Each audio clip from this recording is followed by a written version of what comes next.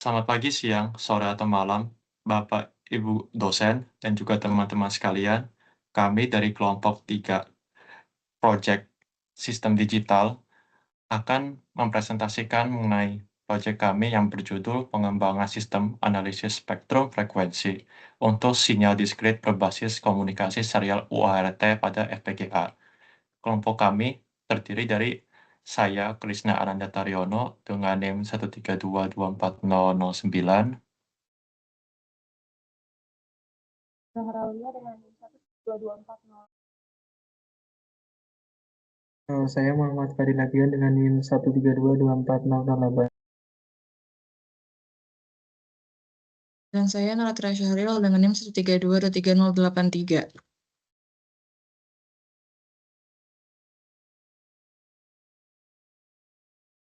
Presentasi kami sekarang akan dimulai dari deskripsi sistem.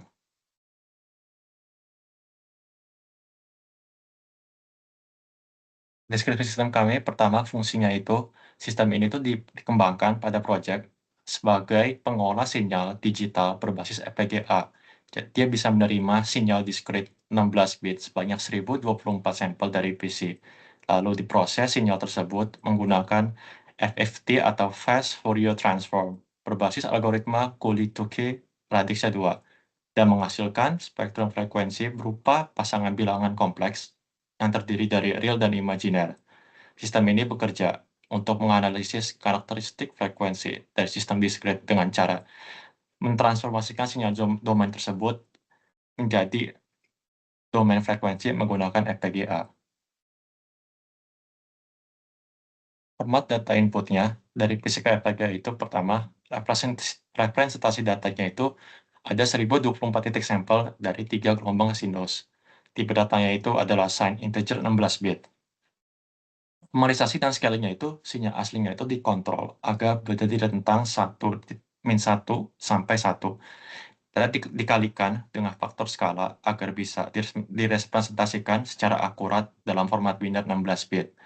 Kemudian, komunikasinya itu, data 16 bit ini diparsing menjadi 2 byte, menghasilkan total input 2048 byte.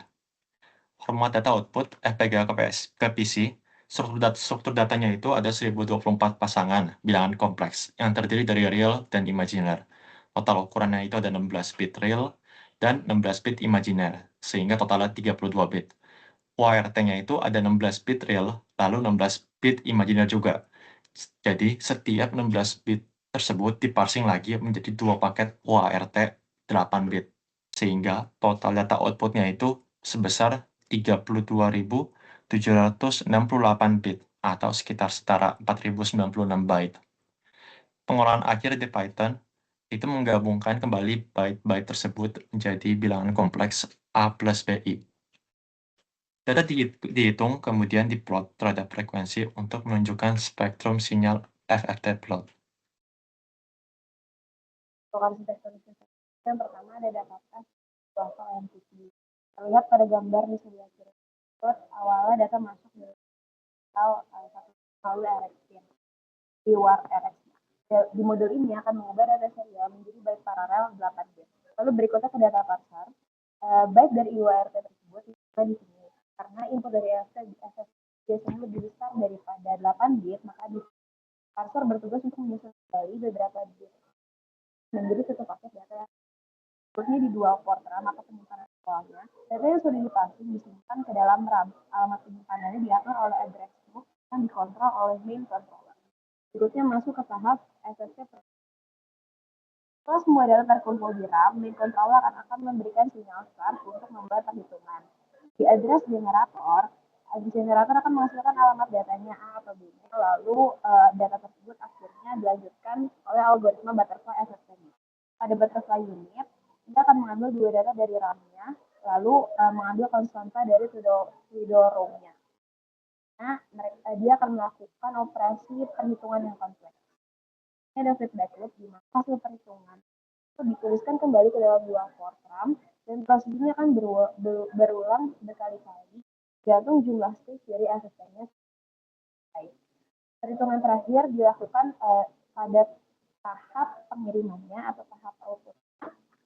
Ini data serializer akan menghasilkan FFT 30 data hasil FFT 32 bit itu akan diambil dari value menjadi paket-paket yang lebih kecil, data 8 bit agar bisa diambil oleh UARTX-nya. UARTX ini di sini akan mengambil data dari serializer dan mengubahnya kembali menjadi serial 1 bit. Oke, baiklah. Selanjutnya ini adalah FSM dari main controller, di mana FSM ini menggambarkan alur kerja sistem tuh berbasis FPGA menggunakan FFT yang dikendalikan oleh main controller ini. Sistem ini dimulai dari state idle, di mana modul menunggu data masuk dari UART, dan saat data diterima dan divalidasi oleh parser, maka FSM akan berpindah ke state RX data. Untuk menuliskan sampel ke RAM secara berurutan dan linear. Proses ini berlangsung hingga seluruh 1024 sampel data diterima. Setelah itu, FSM masuk ke state load RAM untuk memicu proses FFT dengan mengaktifkan sinyal O FFT start, lalu berpindah ke state FFT proses dan menunggu hingga seluruh tahapan FFT selesai, yang ditandai oleh sinyal I FFT down.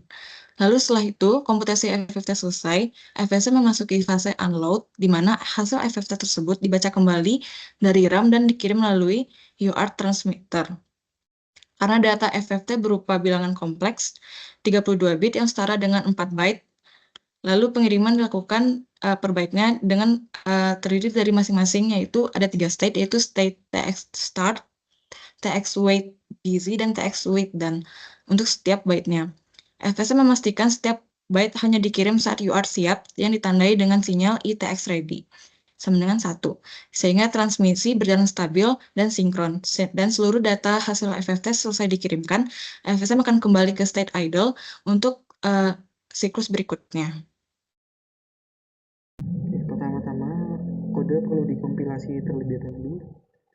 Sembari menunggu kompilasi kode, saya akan menjelaskan skenario pengujian yang kami lakukan. Jadi awalnya gelombang input dengan persamaan seperti ini dengan komponen sinus yang memiliki frekuensi 50, 120, dan 200 akan digenerasi di Python. Kemudian gelombang input ini akan diambil titik-titik sampel sebanyak 1024 dengan sampling rate sebesar 1 kHz. Nah, kemudian 1024 data yang merepresentasikan fungsi ini akan dikirimkan ke FPGA. Nah, setelah FPGA menerima data ini, FPGA akan mengolah data tersebut menggunakan algoritma FFT, dan outputnya adalah data yang sudah ada dalam domain frekuensi. Setelah data tersebut dalam domain frekuensi, data akan dikirimkan ke PC, dan PC akan membuat visualisasi spektrum frekuensi dari data dengan sumbu, frekuensi, versus magnitudo.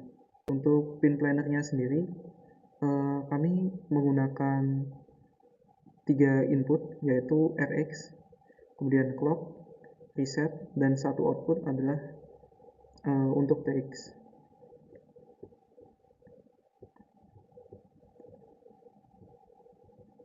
Kemudian kode ini diupload ke FPGA, dan kode ini sukses kabel UART dicolok. Nah, di sini muncul visualisasi sebagai berikut. Dengan terdapat lonjakan magnitudo pada frekuensi 50, ini sekitar 120 dan juga 200. Dengan puncak impulsnya sendiri adalah mendekati 1, 2, dan 3. Adanya galat di dalam visualisasi ini itu bisa disebabkan karena faktor scaling yang dilakukan pada operasi butterfly. Kemudian kemungkinan juga karena adanya kebocoran spektrum yang disebabkan karena selisih frekuensi bin yang bukan merupakan bilangan bulat. Sekiranya sekian video presentasi dari kelompok kami. Pertanyaan dapat disampaikan pada sesi presentasi pada tanggal 31 Desember. Terima kasih.